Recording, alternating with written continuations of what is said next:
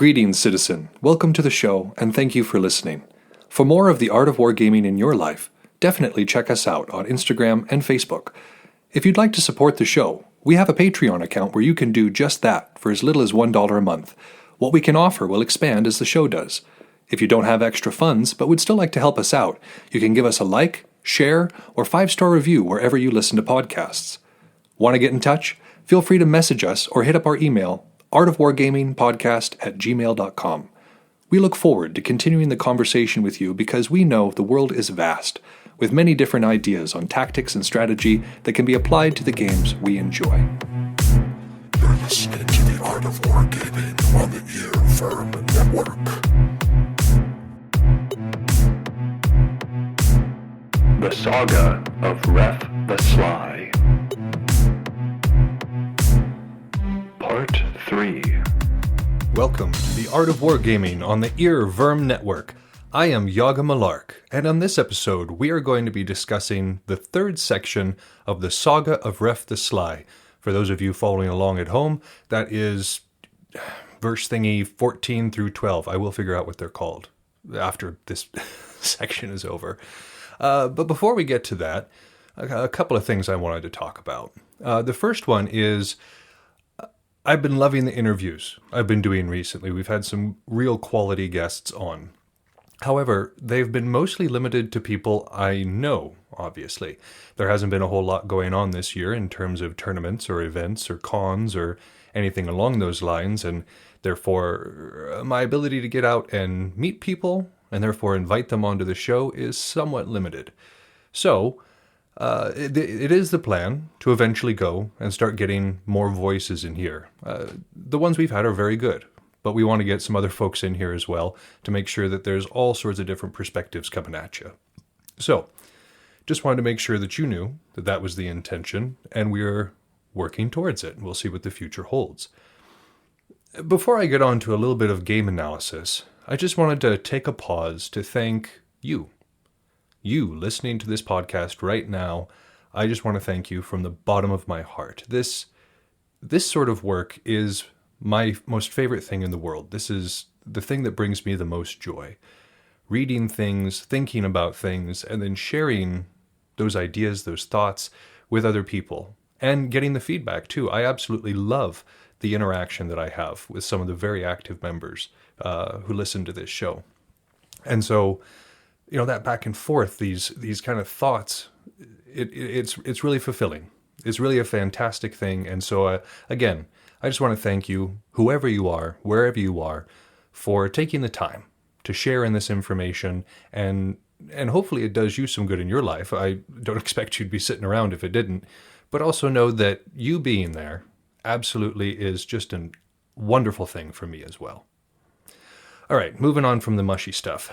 I want to talk about my games. This last couple of weeks, I had some fantastic games with some guys in my local little gaming club. They are also people who do Balagarth. So that's how I met them. They're not necessarily other folks from here in town. They're people that I converted from Balagarth after I got super into this. But Kaji and TF, they've been on before. Angus will be on as well. And so we were having some excellent games. My first one was against Kaji. 500-point games. We're trying to get into it again. This was all of our first exposure to 9th edition after coming out of our cold freeze. So we were a little rusty. Reviewing the rule book, making sure we did everything step by step as we went, consulting FAQs if something was amiss or there was a question about policy. And so what I brought was a captain, a lieutenant, Space Marines, by the way, my own little custom chapter, but a captain, a lieutenant, a 3-man squad of Blade Guard veterans, and then 2 groups of 5 assault intercessors. Of course, all armed to the teeth with melee weapons, because I'm sitting there thinking 500-point board, that's pretty small, looking at the dimensions, probably going to come to melee. I want to be really well equipped to deal with this and to be able to go out there and seize objectives with confidence. And then he brings his list. And immediately I know there's an issue because there were several really good units, including a Broodlord in that list, but the one that really made me kind of intimidated was a Carnifex with a heavy venom cannon. I didn't have an answer to that. There was no long range, like literally no long range except for pistols in this list I had built. And in round 1, that Carnifex took all of my 3 blade guards off of the board. And I knew that I was in trouble from that point onwards. And I just marched up confidently up the field, being like, I got 4 up invulns. I'm good to go. I was not, spoiler alert, I was not good to go. And so my assault intercessors tried to harry some, and my captain actually did surprisingly well. I'd had him kitted out. He was the warlord, and so I had the Imperium's blade on him, and then there was, or the Imperium sword. And then I had given him the burning blade. And so he was actually a bamf when it came to melee combat. And so he went up and after he charged, he killed the Carnifex. The way I like to visualize it is that he just walked up and stabbed the Carnifex in the face. And then he moved on to kill a couple other pretty high point things before being taken down by rippers. There's little plinks. Little plinks will get at you. So yeah, that was that epic fail. Kaji beat me rather soundly, but I took lessons from that. I said, okay, I need to have answers for long range things, and I need to be prepared to lose stuff. I need to be prepared to get hit and have to worry about what comes from that. So my next game was against Angus. Angus is an Orcs player, and he loves Killicans. Loves them. And so he came with 3 groups of Killicans and some Ludas up top there. And I reworked my entire list. I was like, this isn't going to work. And so I gutted it, and I started another one with a Primaris Tech Marine, a Redemptor Dreadnought, and 2 squads of Intercessors. I don't have the list right in front of me. I feel ill-prepared. But yeah, so I was going out there, and he came with his cans, and for the most part, that Dreadnought did most of the work. It tore most things apart. The Primaris Tech Marine was no slouch either. He got some stuff done. So that list was fantastic. I think I lost, 1 Intercessor in the course of that match. And so what I learned from it was, you need to be good in the melee because it's going to come to it. But if you don't have the ranged, you're still not getting there. It's easier to get to melee range, but you still have to get there. And so after kind of thinking about this and trying to apply it other places, I had my game against TF. He plays Blood Angels exclusively. And against him, I like to take Death Guard or Gene Stealer Cult. The reason for this is I like to tell stories in my head. Not anything that I necessarily share with anybody else, but just kind of little fun settings, scenarios for as to why this is taking place. And so Imperium on Imperium just feels weird. I know there's absolutely sections of the Imperium where there is civil war occurring, but it is certainly not the norm. And so against him, I wanted to take my Death Guard. And I put together a list that focused on Blightlord Terminators. I had a nice little squad of those thick boys, and then I had the new Lord of Virulence. I just love the model just by itself. Just the Death Guard are so gross, and I love it. So Lord of Virulence, that's my warlord. A foul blight spawn, extra spray bits, and then a crew of Poxwalkers. So I go out there, and he's brought 3 dreadnoughts. He's got a focused dreadnought list, a squad of intercessors. One of the dreadnoughts is a librarian, and one of them is Death Company. So round 1, that Death Company dreadnought comes screaming across the board, and I go to meet it with my Blightlord Terminators. And I had to stick together.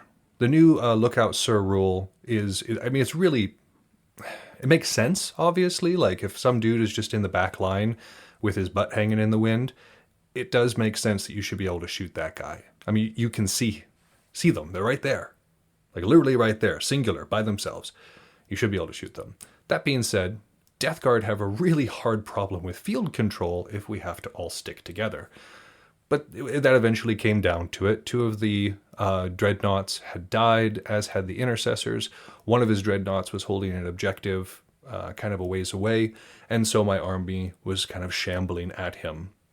He had gotten fairly tired. It was about 2-3 in the morning at that point, and he's a fairly early riser, so we called it at that point. But what I realized, I guess, where we're coming around to, is that even in the smaller games, it is important to at least have an answer for long-ranged capabilities. We should not assume, just because the board is smaller, that ranged capacity means anything less. Yes, obviously, be prepped for melee combat, but also some sort of answer, whether it's long-range capability of your own, or deep strike, or something along those lines. Like, there's a lot of different solutions to that, but it is a consideration. So those were my games for the week. I'm looking forward to having more of them. I haven't had a whole lot of stories from practice because the smoke here is so thick that you could cut it with a knife and have yourself a nice little slice of smoke pie, which sounds awful. So I'm not fighting in this. I'm 34 years old. I like my lungs. They're going to stick around a little bit longer. So I am getting stories from other folks, though, so I'll start telling those a little bit. One of the things I did want to touch on before we move on, it's about time. I know you guys are sitting here chomping at the bit. What happens to Ref? How does this story end? I'm eager to tell you. But I've had one particular fan who I've been chatting back and forth with, and I really enjoy our chats. And one of the suggestions that he had made to me was that I read some verses from the Havamal as a part of this series. And when he had told me, I was like, that's a great idea. I should absolutely include that. It's some very cultural stuff regarding the Vikings and the Icelanders and all that sort of thing. Let's do it. But these episodes have been so packed with information, and I've been trying to keep them of reasonable length. Like, ever since the beginning, we've been trying to come down from that 2.5 hour mark, and now we're down to 1.5 hours, and that's kind of where we want it, because that's a bit more reasonable to ask of people to listen to, and far more reasonable for the editors. So we ran out of time. I didn't get the chance because I wanted to do it justice. I didn't want to just be like, oh, here's a verse, moving on. I wanted to be able to actually explain things and get into it. So to that particular listener, you know who you are. I'm sorry we didn't get to it. Just know that there's a reason for it. And for the rest of you, if you'd like some exposure to that kind of early Nordic religion and kind of the way they thought and followed, the Havamal is a really good read. But I have yacked on for entirely long enough, and it is time for us to move on to our last section of the Saga of Ref the Sly.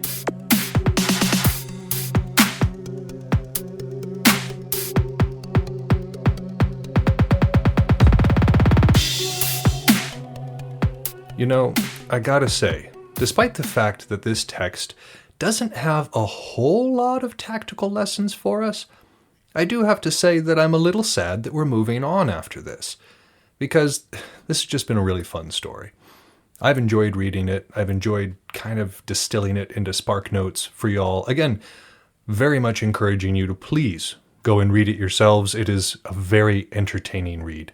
And of course, I haven't done a whole lot of the verses that he spoke in, but yeah. So it's been very fun. I know I've said it before, but it needs to be made a movie. Y'all in Hollywood know what to do. Get on it. But in this last section, we have 3 new players to introduce. The first is Granny. That's what his name is spelled Grani. Granny? Granny? We're going to go with Granny because it sounds a little bit less like Granny.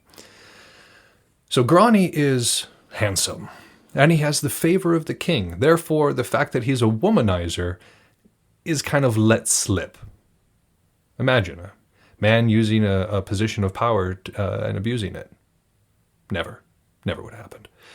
The next one is King Svein, who is the monarch of Denmark. Try saying that 10 times fast. And the last is Eric, who is the brother of Grani. So we come back to our story, and Bard has just sailed away and has gone back to Norway, where he has presented the gifts of Gunnar to the king with the hope of his friendship. And the king, being really smart, from what I can tell, he just takes a few details and surmises this entire thing. He's quite intelligent. But he said, don't go back. But Bard does. And that's where we pick up here. So knowing that he's been found out, Ref sends his sons to scout and to make some contact with his supporters that still remain in the area. Meanwhile, he also readies the ship that he sailed from Greenland on, the big old one that was just so gorgeous. And he has supplies and goods and kin, which is to say his wife and young son, and Thormund, loaded, and they're to hide in a nearby fjord. His sons, however, after they're done scouting, are to stay with him at the fort. The reason for that will become clear. So Bard returns to Greenland and is welcomed by Gunnar. And they set off in good spirits because they have a bunch of guys now, and they have a plan. However, the large ship that they're sailing in is a little awkward. It is difficult to sail and maneuver down these fjords, so they leave it at the mouth of this fjord where the fort is in favor of taking some smaller craft in. And so they get up, they start setting up their little makeshift camp, and Ref once again comes to the walls, asking the news of the outside world, showing little to no concern that there are many armed fellows there with intent to do him harm, and once again they answer him with, "None of your business, we're not going to tell you, we're coming to kill you." And so Ref disappears back into the fort.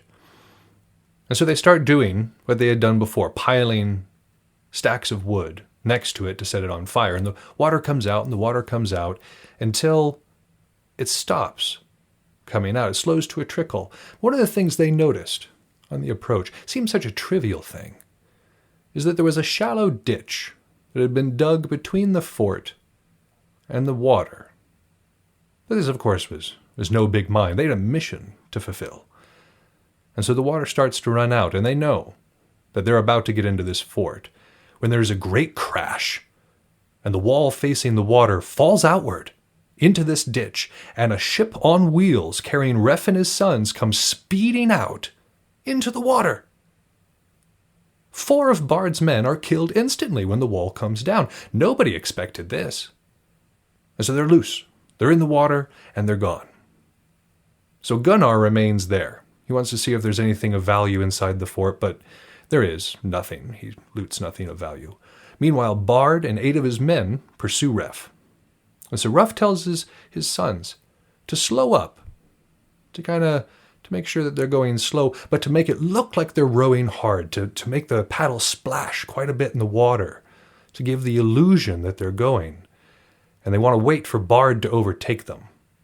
And so Bard's ship, coming up quick, thinking that they're getting away, starts to pass, and Ref throws his spear and pins Bard to the freeboard, just shgunk, gets him. And then Stein jumps aboard and cuts the enemy's stays. These are the things like holding up the mast. And so the sail topples over and threatens to capsize the whole ship. And then they get back aboard their boat, raise their sail, and speed away. Gunnar gives chase, but is ultimately kind of burnt out on the whole thing and turns back. Bard's men return with Bard's body. And then goods are exchanged because, the traders were also there, and the remaining traders head back to Norway with no special gifts, with nothing except for Bard's body. But real quick, let's go back and see what Ref is doing right now. Ref links up with his ship that has everybody on it, the big one, and they sail to Norway as well. Upon arriving there, he gives a false name, Narfi, and he asks where the king lives. I'm sure it came up casually in conversation. "Oh yeah, how's the weather? Okay, what do you do for a job? Okay, how's the family? Where does the king live?" I don't know. But he figures it out. He anchors his ship in a hidden bay and has his family come ashore with him, his wife and sons. But he leaves his men to watch the ship. They don't want to make too big of a ruckus. And they reach this market town called Nidaros, and they rent a hut there. Now Narfi, gives his sons very strict orders not to leave Helga alone, that's their mother, not to leave her alone. And he has a black cloak made, and he ties on a white beard. The king comes to town with Grani in tow, and he holds a large assembly, which is a place where, issues are heard and talked about, where speeches are made. It's a large legal proceeding that they had. And so Narfi, of course, like I said, goes to attend this assembly, but he leaves Bjorn, his eldest son, to protect Helga. But Bjorn's never really been around a place like this, and there's a whole lot of commotion and cool things happening, and so he succumbs to temptation and goes out to check it out. What's the harm, right? We've been fine so far. It'll be fine. But almost instantly, after he goes away, Grani shows up. And he tells Helga that he's looking to buy a woman. She refuses. Grani starts to get handsy. But Helga's no slouch. And she begins to defend herself, doing quite well. However, Ref arrives. And he chases Grani out, and he runs him down. And Helga's like, leave it alone. Leave it alone. We have enough problems, Ref. You have driven us out of enough provinces. Leave it. But he goes. And Grani tries to talk him out of killing him. Says, hey, I've got the favor of the king. I've got the ear of the king. We can work something out. I can make sure that you have protection. We will have this all ironed out, my man. Just don't kill me. But, our man Ref. I'm sorry, Narfi. So Narfi says there's no point in begging, there's no point in asking for peace. And he tries to stab him. Grani deflects several times, but ultimately Ref is too strong, and he kills Grani. Now, real quick, I want to pause here and remark on how this fight is very much different than all of the other fights that we've heard of Ref having. In this particular one, Grani is able to defend himself. None of Ref's other opponents have managed to do that. He struck them dead immediately. First swing, boom. But here there's a back and forth. Here, even though Grani doesn't necessarily throw any promising hits of his own, there's still a chance he's still fighting back. And so I think there's a couple of reasons for this. The first one is Ref's getting old at this point. He's not like super old, but he's getting there. And so he might be losing a little bit of his youthful vigor. But another thing that I notice here is this is the only one where he's gone off on tilt. Every other time that he's gotten into a fight, it has been calculated. There has been preparation for it. He's known it was coming, and he has been able to cool himself and come at it with a plan. This was unexpected. He did not expect to come back and find his wife trying to defend herself from one of the king's men. That was not according to plan. And so he's sloppy. I think he's sloppy here because he's emotional. I'm not blaming him for being emotional. I would be too. I would not be in my truest form. I would be definitely savage with my blows, but they would not be precise in any manner. And I'm assuming all of you listening, you understand what I'm talking about. So through no fault of his own, I think that Ref was just a little sloppy here because nobody else has been able to defend themselves. That's just kind of my point. But he decides that he's going to stick around and report this killing. Helga, of course, I'm sure says, don't do it. And he says, go to the ship. I will return. And so he goes to the assembly where the king is delivering a speech. And then he stands up and starts delivering a speech of his own right during the king's speech. But he's using slang the entire time. He's not coming right out and saying what he did. But he's saying it in a bunch of artful, twisty ways that reference mythology and history and other events that have occurred. And some cultural references, of course. And so he declares it, and then he leaves for his ship. Now, King Harold notices this. Who doesn't? Strange dude gives up in the middle of your speech and just starts babbling and then leaves. Who is this dude in a cloak and beard? And so he asks after him. Nobody knows. They're like, Narfi. I guess he's called Narfi? I don't know. And King Harold calls for Grani. And there is no Grani. He's not answering. In the meantime, the king starts to analyze this speech that Narfi was giving.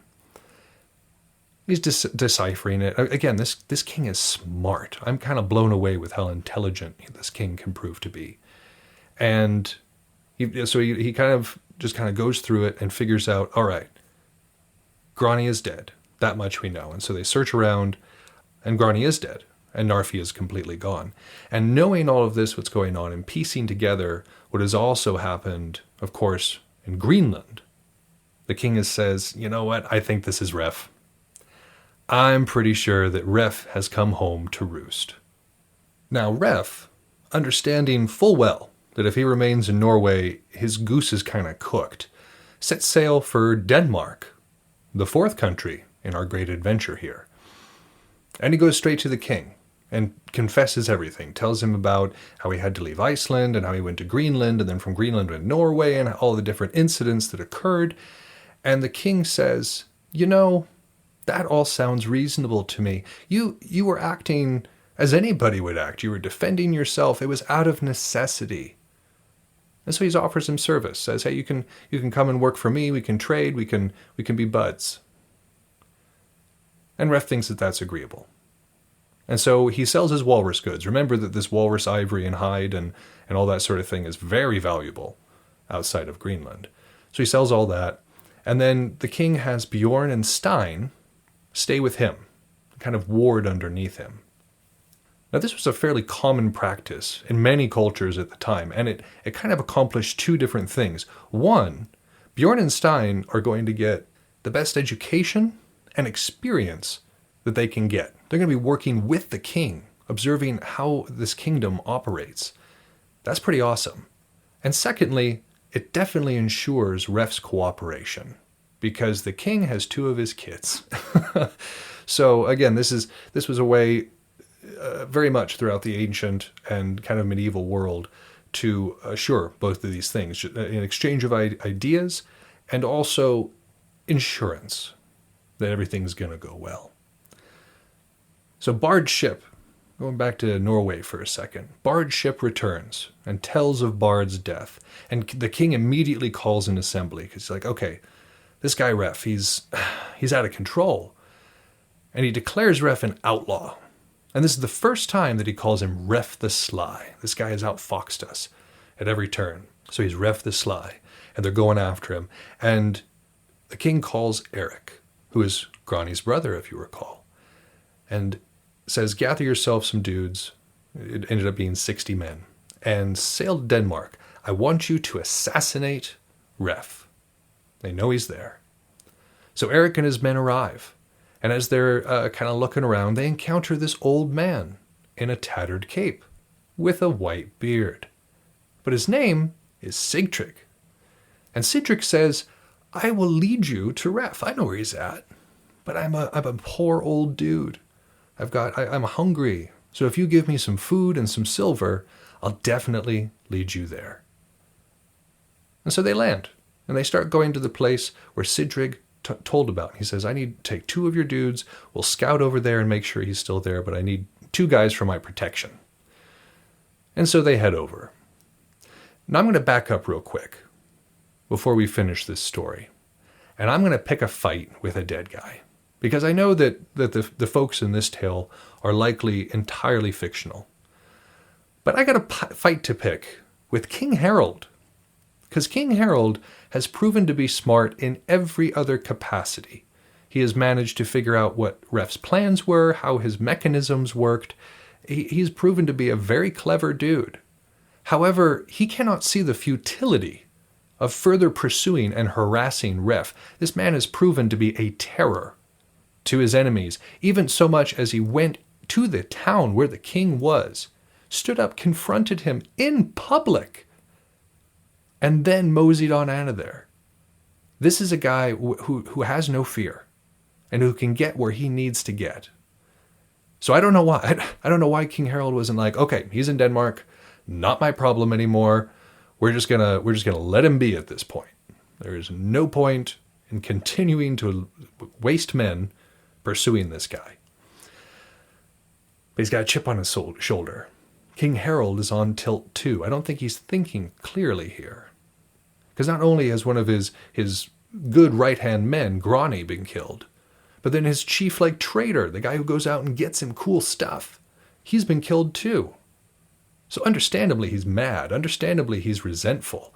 But the smart thing to do here, I think, would have been to cut his losses and run. That's not what he did.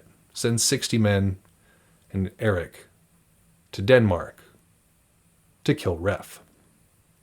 So these two men in Sitrig are walking into the forest, and they are suddenly ambushed.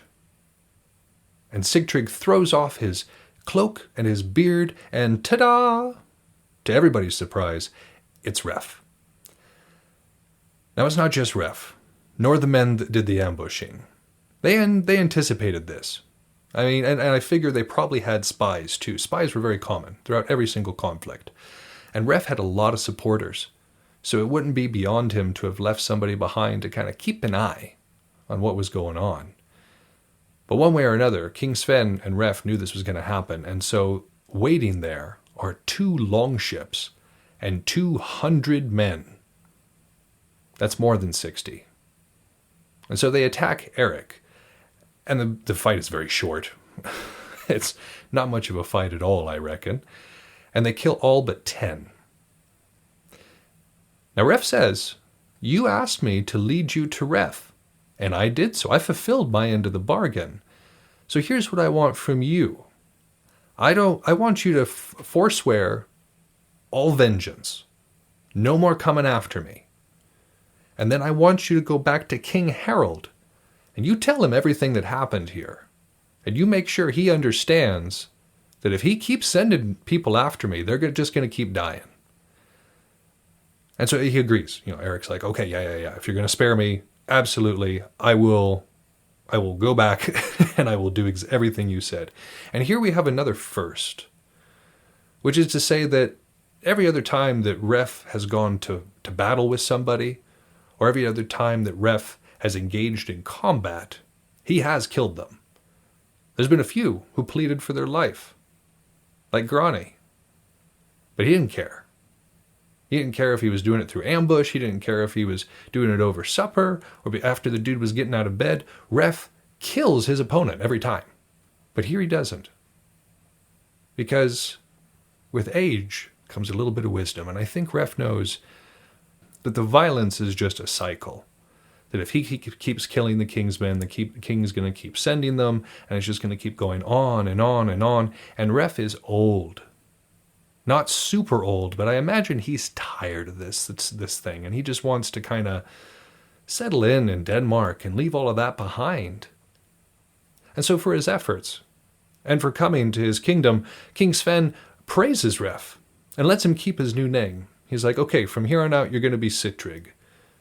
Because that's a very uncommon name in these parts, and it's also not Ref. A lot of people know the name Ref. We don't want it becoming a thing, so you're Sigtrig.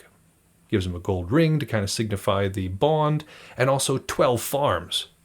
He had 1 farm back in Hild. But here he is, with 12 farms now. Go Ref! Yeah. Now, one of the other things that may seem strange here is King Sven is awfully accommodating. So this weird dude sails into his kingdom.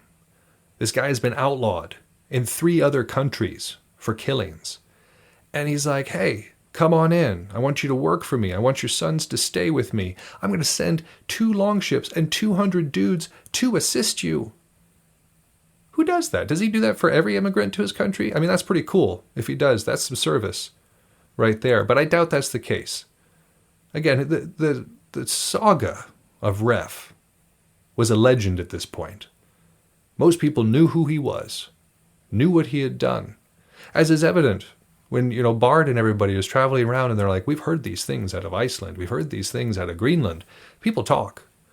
These weren't gigantic communities. They were still fairly small. 200 people was a lot of people. If you recall, even in the age of Sturlungs, the armies didn't get much bigger than that. And of course, you're looking at some of the Roman battles, and you got thousands upon thousands, but it's all in perspective. It's all subjective in terms of size. 1,000 in this time, in this place, very different than 1,000 between Carthage and Rome. But I imagine The King Sven is like, I want this guy on my side. He's caused enough trouble. He caused a lot of upheaval in Iceland, and then he went to Greenland where he got even better at it, and then he went to Norway. Like, this guy is smart. This guy has no problem with violence, and he destroys basically everybody who crosses him. I want this guy on my side. I want him working for me. Also, I want his sons in my possession so that I can kind of keep an eye on him. That would seem to be a pretty good motivation for me. That guy over there, the most dangerous one, he's my buddy now. So after many years, Ref lives here peacefully. He's got these 12 farms. He's farming them, he and Helga. It's a peaceful life. And after many years, Ref goes on a trip to Rome, presumably on a pilgrimage. And he falls ill, and he dies. And he's an old man. But what of his sons? Well, Stein and Bjorn serve the king extremely well. They stay in his service, and the king arranges very fine marriages for them. Again, this court life is pretty good. Ref served pretty well. His sons served well. They gained a high station, and so the king rewards them, of course. Thormund, the youngest of the sons, returns to Iceland after King Harald dies. He obviously doesn't return there before then because the whole outlaw thing, vengeance, killings, yeah. But after King Harald dies, the feud dies too, and he takes over Kvennebrekka, which I think you'll recognize as where our story began. So thus ends the saga of Ref the Sly, a most unusual book from a most incredible people. Yeah, I really enjoyed this, and I hope you all did too. This was a really fun read, and we're going to look at some of the themes presented in this last part of the saga of Ref the Sly, and to help me in that, we have Warmaster Soo Ma Tai.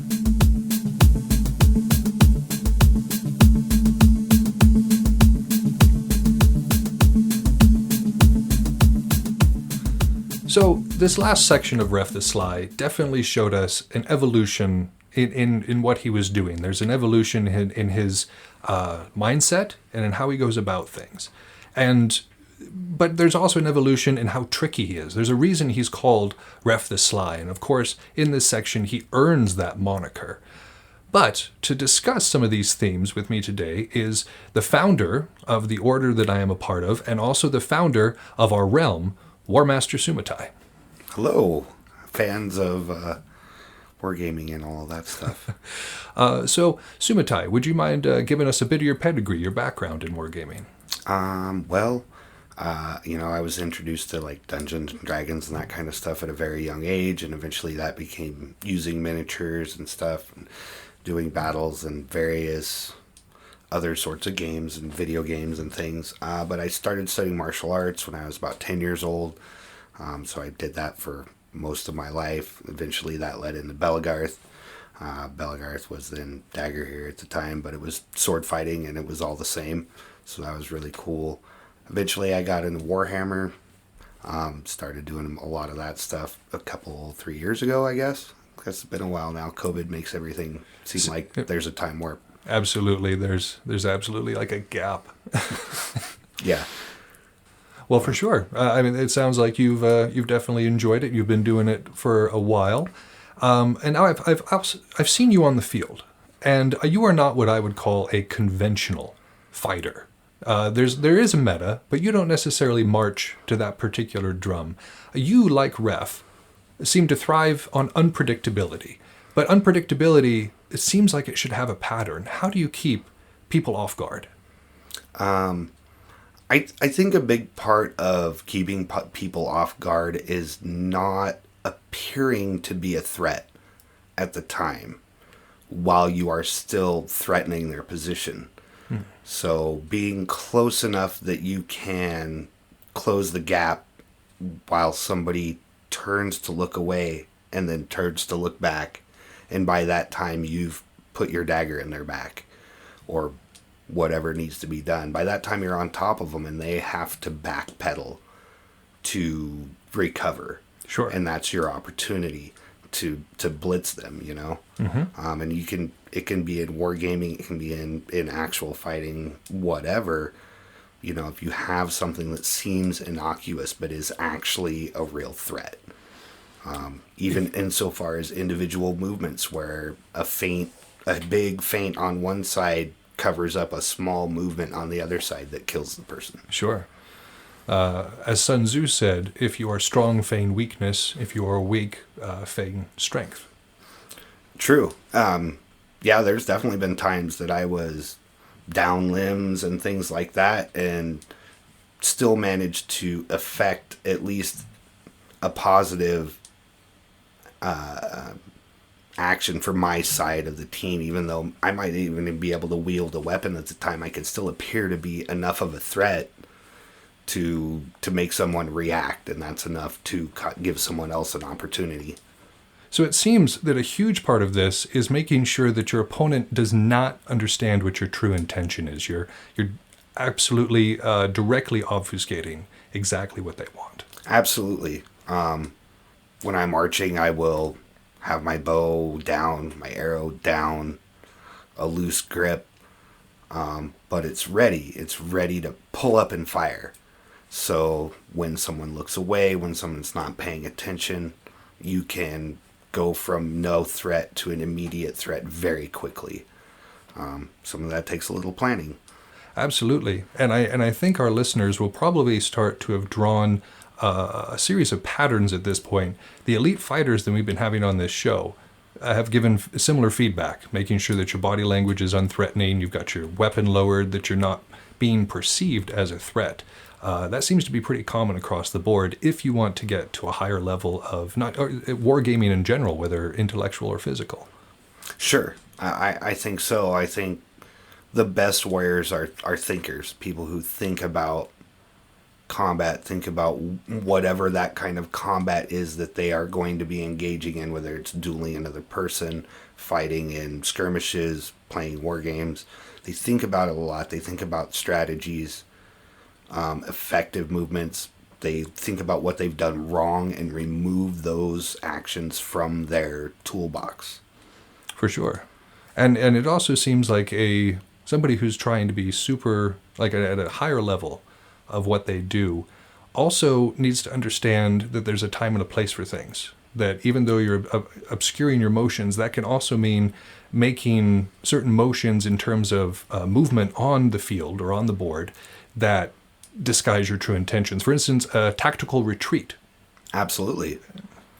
Yeah, I couldn't agree more. I think that, I say there's a time and place for everything all the time. People are like, spinning kicks are stupid. Yeah, it's a terrible intro move.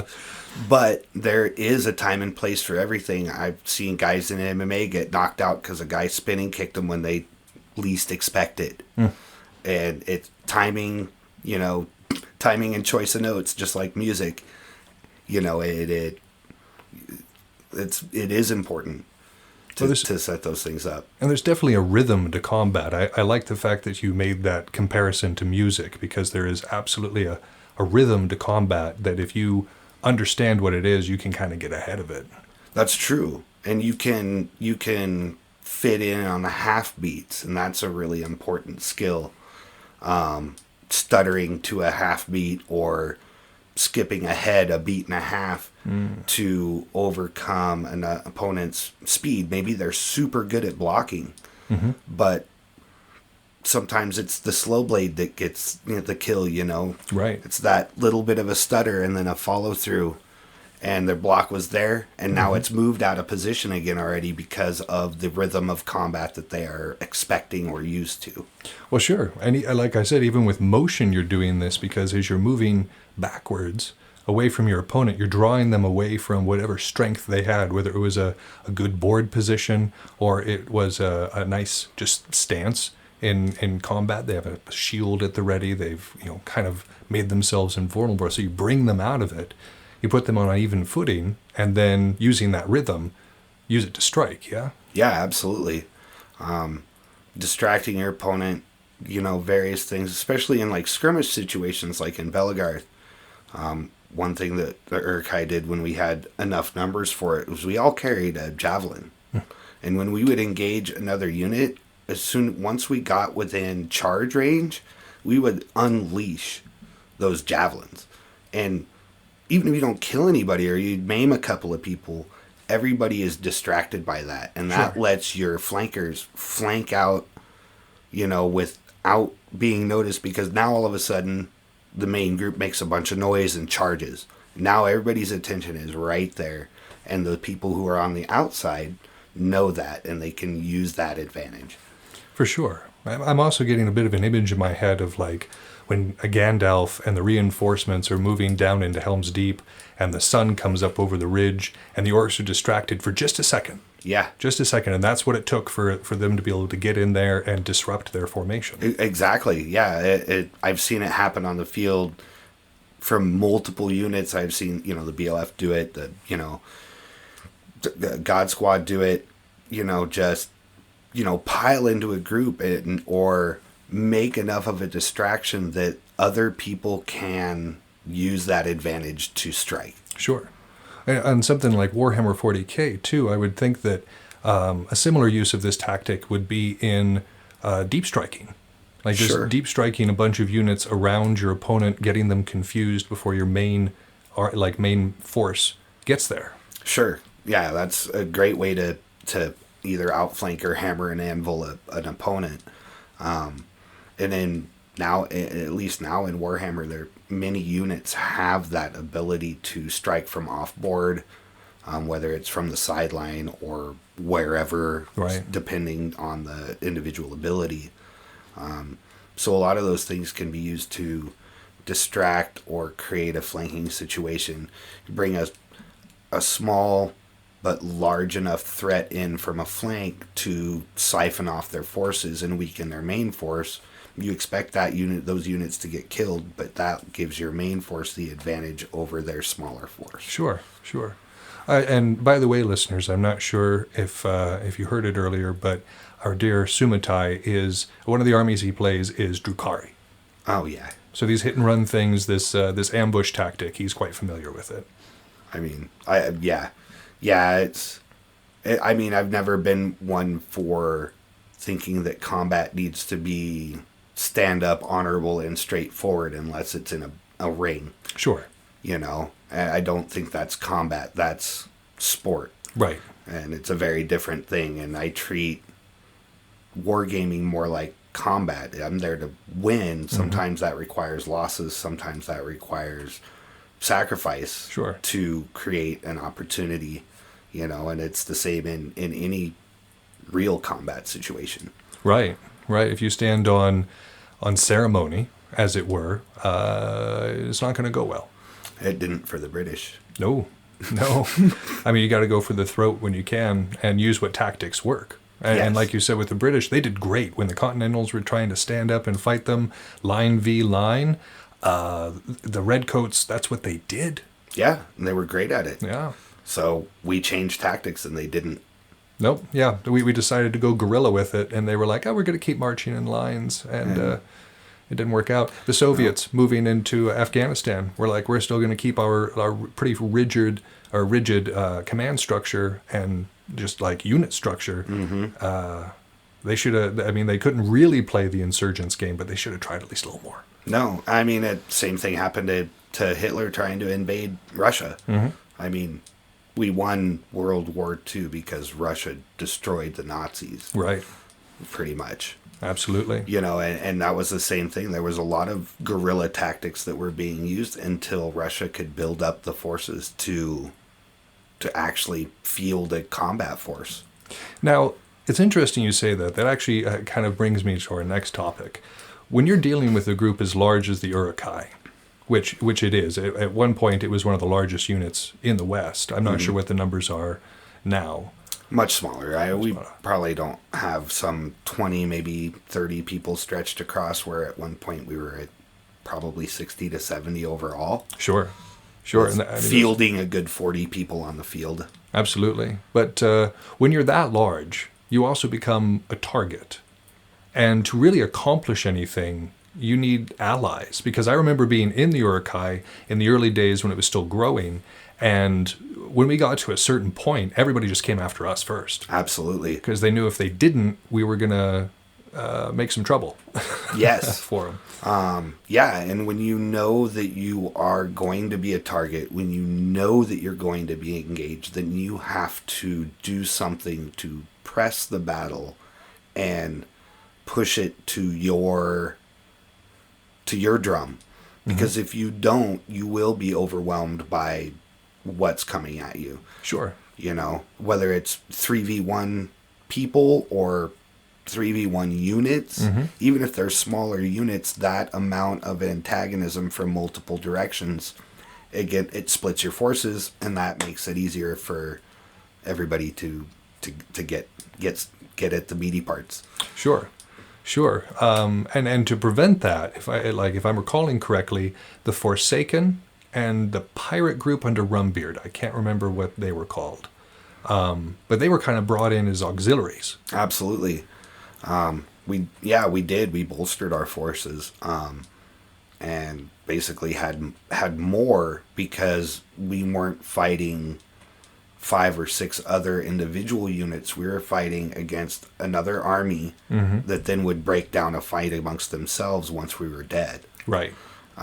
Especially in things like, the banner battles and things like Chaos Wars, where it was for a trophy basically. So, people, they really cared about it. So they banded together to make sure we couldn't win. Right. But we changed our tactics. We held to the edges of the battlefield where we couldn't be flanked from multiple sides as easily. We'd back ourselves into a corner and make people have to come through our wall. Oh, which was the strong point. That Urukai shield wall was something that was drilled and was absolutely a force to be reckoned with. Yeah, we practiced. I mean, we took extra time out of our day to go off on our own field and practice shield walling and javelin launches and all of those kinds of things to make our team better. And did events too. Time was taken to make sure that all the groups could work together, because it was spread out over Montana, Idaho, Utah, all that good stuff. So it was good to make sure that everybody was on the same page. Yeah, cohesive, for sure. So when bringing these disparate groups together, because the culture of that pirate group was a little different than the Urukai. Same thing with the Forsaken. They had a little bit different unit cultures, their way of going about things. How did you bring them in as allies? I mean, as far as that way, I mean, as far as being able to bring them in as allies, we were all friends. Right. Off the field. We all mostly hung out and camped together. But as far as how to fit them into the team, we had to just look at what their strengths and weaknesses were, and use those things. Rumbeard's pirates were very wild and untamable, so there was no point in trying to do it. We just set them on a flank and let them go to town. Right. Let them be shock troops, basically. Right. And the other guys, they were a little bit more cohesive. They were a little bit more together.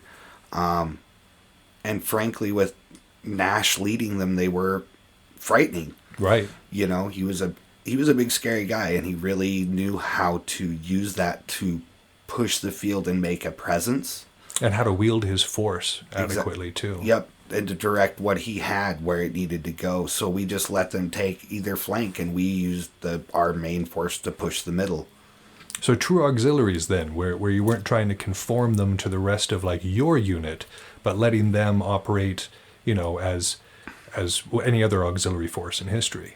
Yeah, pretty much. We all took our command from our central commander, our warlord. Usually we had those unit leaders usually stuck close to the central group so they could relay those commands out. But they commanded their forces and we commanded ours, and it's just like fighting side by side next to one other person. Once you get used to how they fight and what they do and how they move, then you can match that and use it to your advantage. I always loved the fact that the Urukai had the policy in place to like echo orders down the line. Like when somebody's saying, we need to move right, everybody shouts move right so that everybody's on the same page. Yeah. Yeah, there was a lot of confusion when we first started getting into larger numbers. There was a lot of confusion, a lot of people turning around at the wrong time and going the wrong way. And, you end up losing a third of your force all of a sudden because they turned around to fight a group instead of just moving forward into the next group and past them. Allowing that other group to get local numeric superiority. They didn't outnumber you all as a group. Right. But that little third of the force, for sure. Exactly. And then, so the idea of repeating commands, echoing what was said was done so that everybody heard it. In the midst of battle, you can't hear stuff a lot of the time. Even in our battles where it's just, foam, we're not steel on steel or anything. But there's a lot of noise. There's shouting and yelling. And so a lot of the time you're so intent on what you're doing, you may not hear that. But if everybody echoes it, eventually you'll hear it. For sure. I mean, there's only so loud that even Forkbeard back in those days could have been. I mean, he's another powerhouse of the West, but oh, for sure, man was loud. Very much so. But even at that, when you're in the thick of battle, you aren't listening to the sounds around you. You are being aware of what is coming at you physically. Sure. And a lot of times it's really easy to lose yourself in that, and you don't hear anything. Even somebody loud behind you like that. Yeah, absolutely. Yeah, I've oftentimes found myself halfway through a battle and think like I don't remember hearing anything. Mm-hmm. It's kind of weird to think back on it, and it's like a blank tape, and it's just a film with no soundtrack. For sure. That's always weird when you come from a unit that has a lot of command and control in that way, and then suddenly you're without it, and it's just like, oh, why is it so quiet? Nobody's hollering. It's true. And I mean, we even had special orders for, like, standing orders for when the unit gets down to a certain size, or when we become overwhelmed and the unit gets broken up, you are then to do this thing. Hook up with one or two other people, start forming wolf packs, look for your other unit mates, try to get, small groups back together, and then work with each other to wolf pack the other units. Well, and those lessons and that idea would really have to come from the process that the Urukai must have gone through in the last several years. Because to go from a unit that was very large in terms of fieldable numbers down to the numbers that you were talking about, those same tactics aren't going to work anymore. Yeah, it's true. And I mean, and that's part of the reason that why the Urukai isn't nearly the force on the field that we used to be, because, well, to be quite frank, a lot of us got older. We just don't care about winning the battles near as much as we used to. Sure. So we go out to fight for fun, and that's that. And we never really changed our tactics that much after we lost half of our force on the field, Sure. And that skirmishing stuff, that's for the kids. We don't like to run. I mean, that's fair. But for the Urukai to be a truly effective force on the field again, they would certainly need to reinvent themselves, don't you think? It's true. In fact, the last Chaos Wars that we had, all of the Urukai leadership has now passed from the old guard to new people.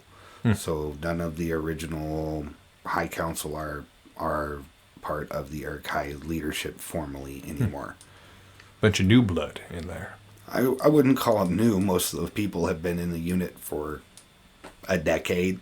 Right. I just mean like new to those leadership positions. Yes. Yeah, absolutely. And I think that's what it's going to take to reinvent the unit and bring that swell back up that happens with most units. Sure. Yeah, there's always a period of lull. Sure. Much like if a codex, like right now I'm waiting for my Gene Stealer codex to come out, and compared to the 9th edition codexes, the 8th edition codex is terrible. Sure. And I mean, it wasn't that great to begin with. Gene Stealer Cult has never been ranked very high. But I don't really want to field them until they have that strength again. I mean, Sure. I still got to build all these models. He observing my pile of shame that I finally have for the first time in my career. I got that builder's block. We were discussing that too, where you just have like the paralysis that comes with like, I've got so much to build. Where do I start? And then you just don't. I start with captains, just individual model. Oh yeah, dude, I've already got all the HQs put together because they look so cool. Well, you're already past that point. Now you're to the hard part. I don't know what to tell you. Yeah, I know. The fun part's over. Oh. No, and through those periods, the Urukai has kind of seen this swell and then a down and hopefully another swell again, like you said, getting these fresh ideas, these more driven kind of folks that, like you said, are more willing to be on the field, more motivated in that direction. And so, that's a growth. That's a growth, but like is precipitated by a conflict. The reason that there's that bleeding of numbers or bleeding of strength from something is because there's a conflict going on within it. There's some sort of divisions for whatever reason, or a lack of vision, like a singular vision, or something along those lines. True. I think that is somewhat true. I think a lot of what happened to the Urukai is, Valis moved away. Magnus got hurt pretty bad and couldn't come out for a long time, and when he couldn't fight very much. True. He doesn't really come out too much anymore. Some of the older members of the Urukai have gone on to other games, other forms of entertainment.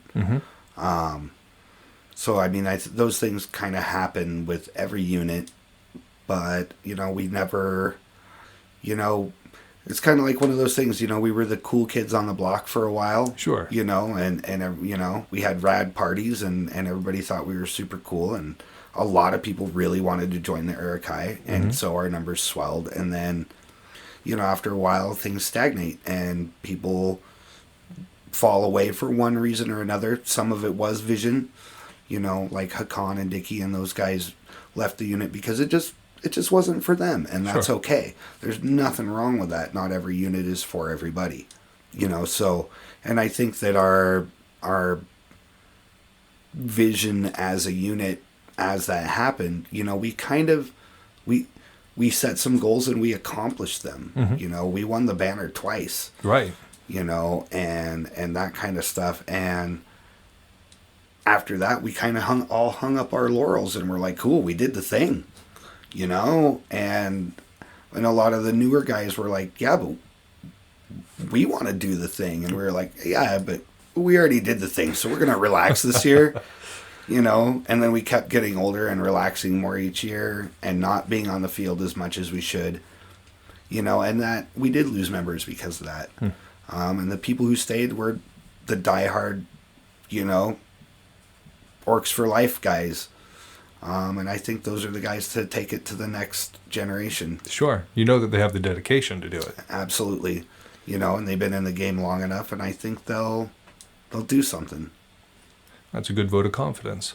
Do you think it's possible to sustain indefinite growth? Or are these periods, these lulls, these dips of activity, are they just sort of part of the process? They are the life cycle of any unit.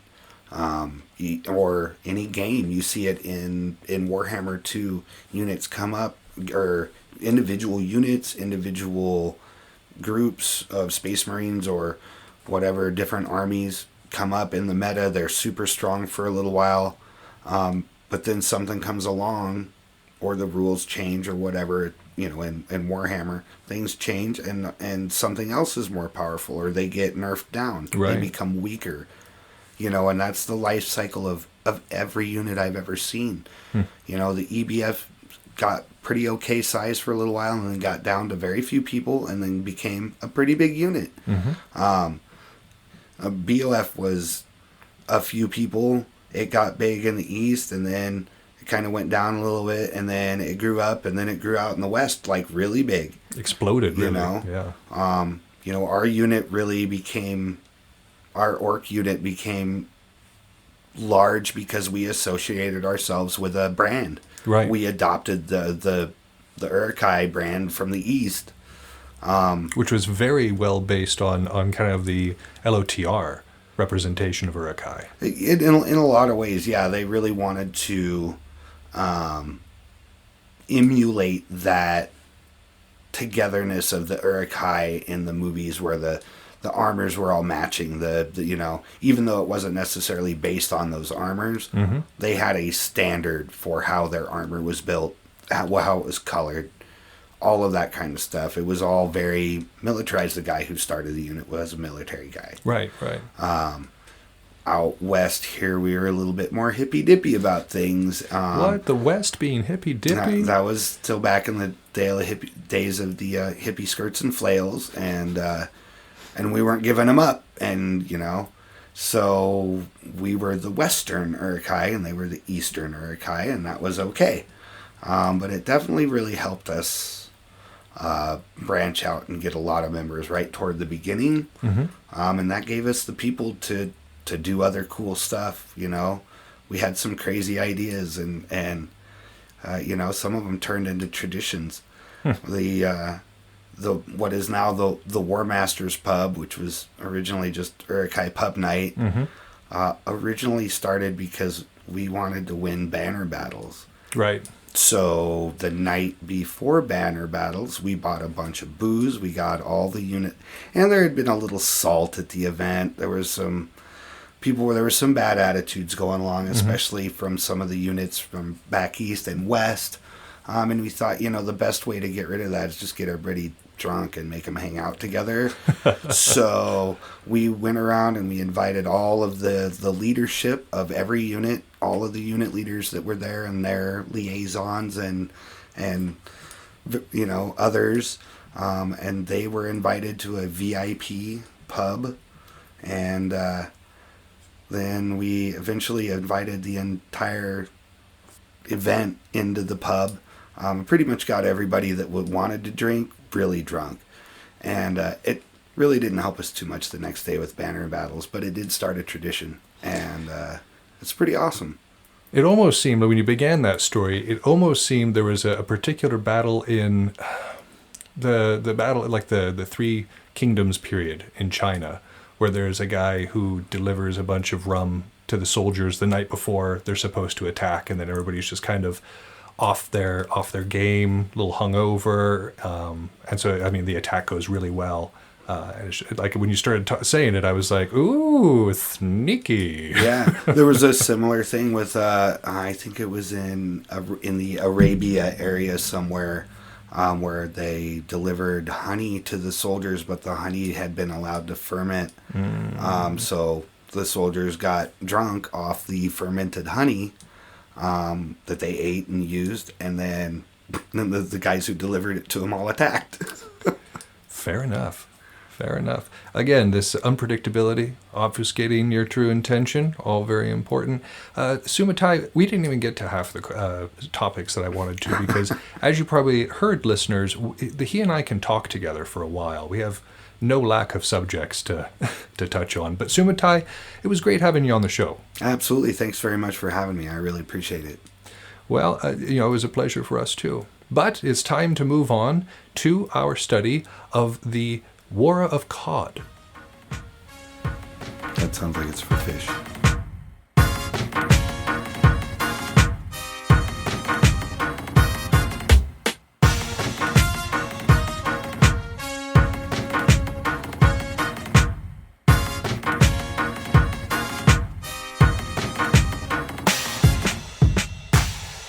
And so, our study of Icelandic military history comes to a close with a small synopsis of the Cod Wars. And yes, you're hearing that right. C-O-D, Cod Wars. When I was kind of bringing up some of the subject matter earlier with my wife, just sort of babbling excitedly as I do, she said, "You mean like the fish?" And I said, "Yeah, exactly like the fish. And it may seem inconsequential. The name may seem silly to the ear, but remember that the majority of conflicts that have occurred in history have occurred over territory and over resources. Without that need, most people are pretty peaceful, but it's the need for more land, more area, and more resources that drives human beings into conflict for the most part. And this conflict was no different. However, it was a very long conflict, as we'll see here in a second. Now, the name Cod Wars is relatively new. It was first coined by a British journalist in the mid-20th century to describe a long series of militarized interstate disputes between Iceland and Britain over territory, specifically over fishing territory in the North Atlantic. This problem started all the way back in the 14th century, when fishing boats from England first began harvesting from the waters off of Iceland. Now, this is not good. Again, people have their territory, and as one person harvests in a place, it depletes resources. You don't want to harvest too close to each other, because then nobody gets a good catch. It really can put a stress on economy, and armed conflict starts to arise during these times. But always, it ends with unrestricted British access to Icelandic waters, and that's generally the case. Other countries occasionally get involved in these conflicts, but Britain has a great navy. If you know much about military history, you'll know that for a good while there, Britain was unmatchable on the waves. And this only kept getting pronounced as the years went on, especially in the 19th century, when demand for seafood rises sharply. World economy, the world trade started really kicking off at that point, and especially trade across the Atlantic was starting to become far more profitable and far more common. And so these fish were very important. They were widely sought after, not just for the local benefit of the countries catching them, but also for export. So this starts to get really, really nasty, like in terms of feelings between Britain and Iceland, because steam power at this point has given ships a wider range. More ships can travel further, and therefore you've got more British vessels coming into Icelandic waters. And the 1980s show naval power. Both powers demonstrated their naval prowess at different times in the 1980s. Some through arrests. For instance, the Icelanders were going out and arresting British trawlers, and some just from the sheer bigness. The British would occasionally sail their large fleet back and forth just to remind the Icelanders that it was there. And so this kind of continues, but for the most part, Britain is able to win out just from its size and its ability to intimidate its smaller neighbor. But after World War I, you see a rise in international attention to various affairs. For instance, the North Atlantic Treaty Organization, also known as NATO, was established on April 4th, 1949, and the International Courts of Justice were established in 1945.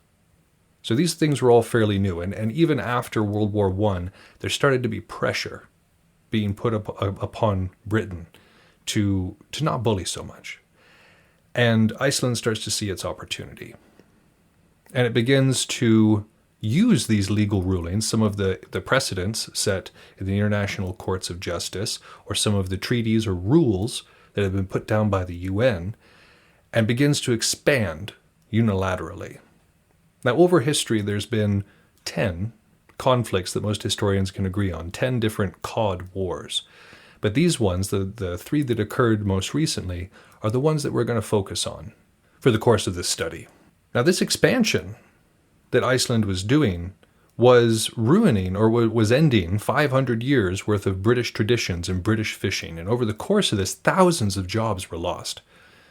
And the northern economy of the UK was devastated because of this. However, Iceland was able to get away with all of this because of its location. It was right there on the GI-UK gap. Now, in World War II, submarine warfare had really kind of become more sophisticated. The Germans were sending U-boats out.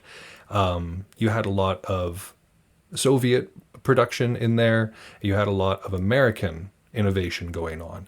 And so by the time that the Cold War kicks off, very shortly after World War II, you've got some some really interesting subs, some very developed submarines that are being used in far higher quantity. And so this gap right here is a place where the subs can come and go freely from the northern ports of Russia. And so controlling, for NATO, controlling this gap is extremely important because it keeps those subs, in theory, on the other side there. So that location that Iceland has is extremely important.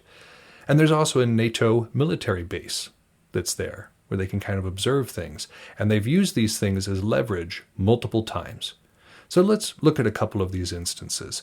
The first Cod War took place between the 1st of September 1958 through the 11th of March 1961. This started with Iceland unilaterally expanding its fishing territory. All members of NATO opposed this action. There was, of course, a central committee, well, not a central committee, that's very Soviet communist, but there was a board that helped guide members in what they were supposed to do. There's not a whole lot of punitive action that the board can take outside of tariffs and embargoes and perhaps alienation of that particular state. But Iceland was kind of free to do what it chose here. And so they chose to expand. Of course, Britain did not like this. Britain didn't recognize the validity of the expansion, and they certainly were not in favor of this expansion. And so they begin to involve their own ships in the matter, and you start to see a lot of minor conflict occurring. Throughout the Cod Wars, only one fatality occurred, but there was a lot of property damage because ship ramming was extremely common, and the use of non-explosive rounds was frequently common as well, as were the arrests. The Coast Guard, the Icelandic Coast Guard, was frequently making arrests of trawlers that they found in their territory, which often led to these conflicts. And so this continues. This is a 3-year process back and forth of trying to establish some sort of dominance in the region. Britain trying to assert its right to fish there, Iceland trying to assert the fact that it's their water and that they can choose to keep people out of it. And eventually, Iceland threatens to withdraw from NATO. And again, this is a big deal. If Iceland withdraws from NATO, that means that they might become part of the Warsaw Pact. And if they become part of the Warsaw Pact, the Soviets have a direct line directly into the Atlantic, straight from their northern ports. Now, in theory, if Iceland even became neutral, this could be a possibility because the Soviets might just pay them for the honor of passing through their territory. But this scares the people at NATO. They say we can't have this happening. We can't have Iceland, ceding from the organization. And so they give Iceland a favorable ruling. Iceland is able to, get what it wants. The second Cod War starts very much the same. Starts on the 1st of September, 1972, and lasts until the 8th of November, 1973. You'll be wondering, both of these conflicts started on September 1st. And that is when the Icelanders were able to use legal precedents in UN rulings and such to cause a change in policy, to justify it as being legal. And so that's the reasoning for that time, that date that seems to be reoccurring. And once again, Iceland unilaterally expands its territory. The government is like, all right, we're going to vote amongst ourselves. We're expanding. But the Western European states are not okay with this. And this is not just NATO. Notice how I said the Western European states. Even states that were excluded from NATO were also not in favor of Iceland doing this. And the Warsaw Pact opposed it as well, which is very interesting because in the last conflict, in the first Cod War, at the end of it, Great Britain puts heavy tariffs, heavy tariffs on exports or on imports of fish from Iceland. As their closest neighbor, this starts to really affect the Icelandic economy. They need to sell, otherwise they've got a lot of distance to try to ship. And so the Soviet Union starts to step in at that point, and it's like, hey, we'll buy your fish. And the U.S. is like, no. You're going to sell to us. You're going to sell to Spain. You're going to sell to Italy. But please keep the Soviets out of this. And so like I said, when they threaten to withdraw from NATO, it's not just, okay, they're not in it anymore. It's international interest. NATO has a very, very invested interest in keeping Iceland involved with what they're doing.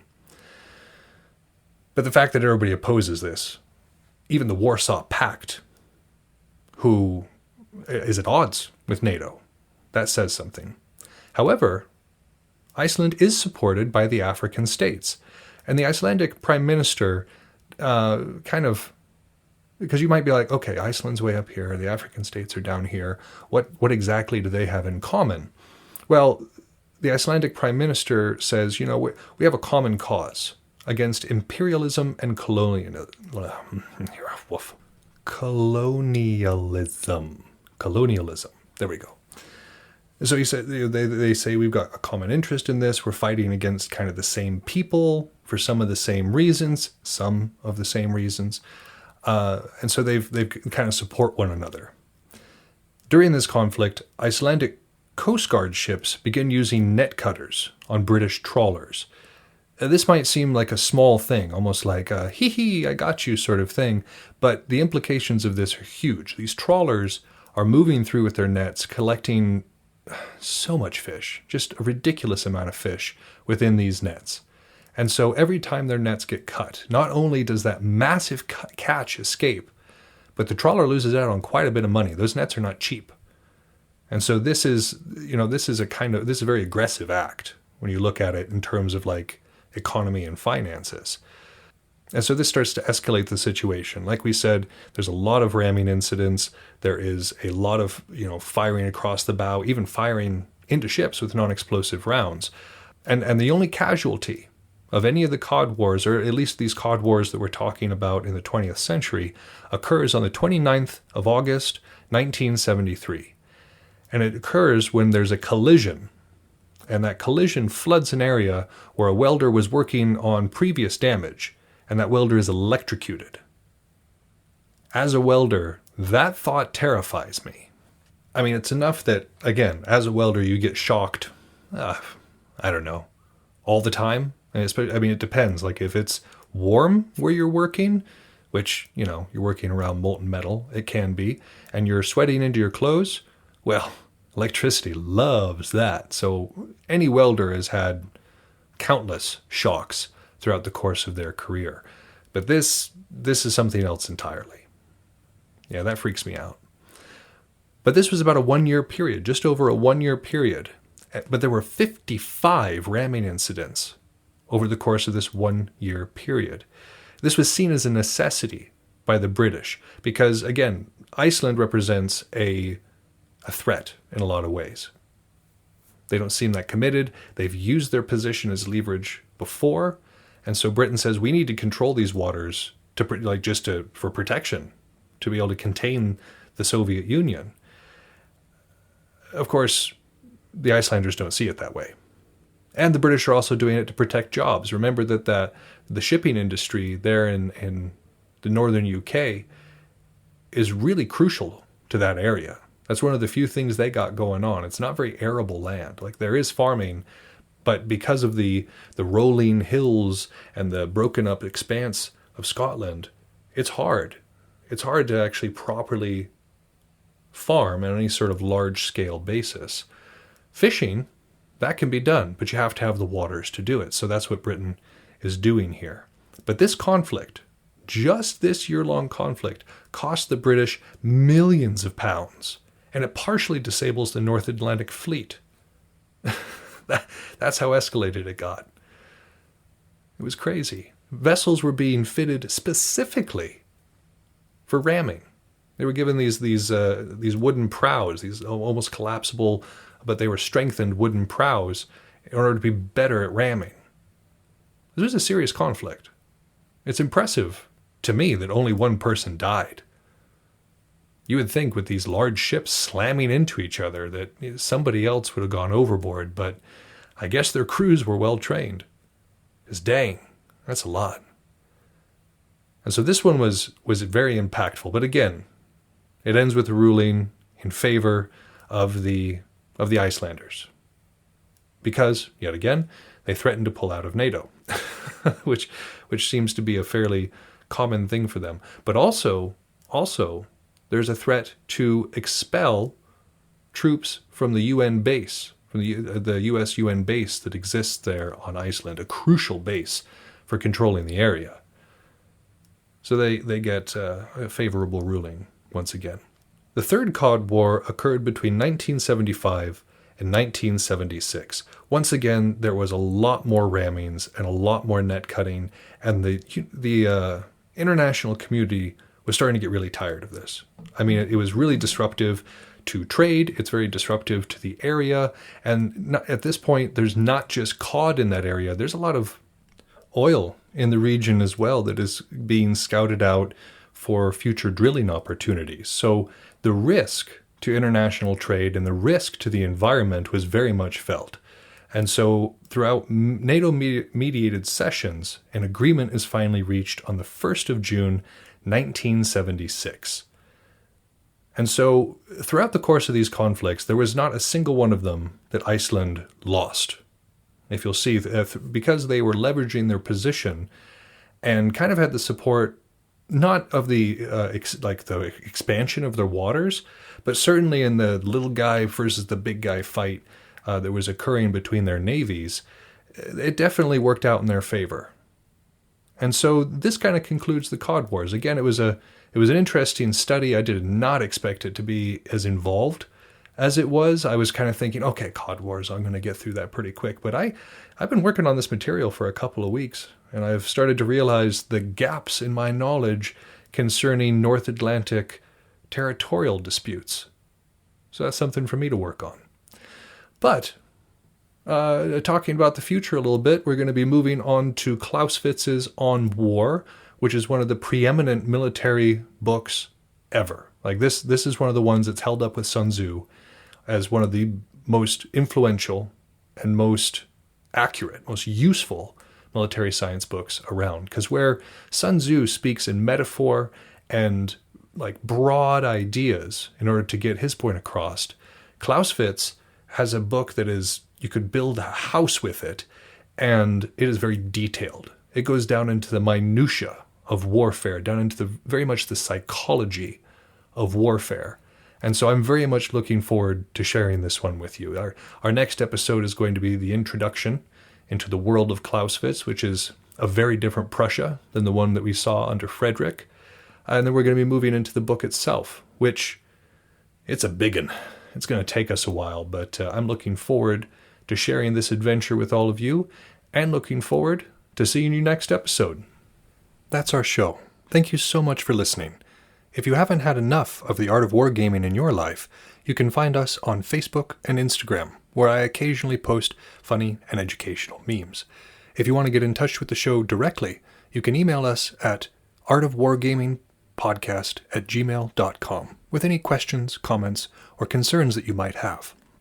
Also be sure to check out all of our sister shows on the Earworm Network, including General Nerdery, Word Balloons, Fried Squirms, and more. We're working hard on having something for everyone.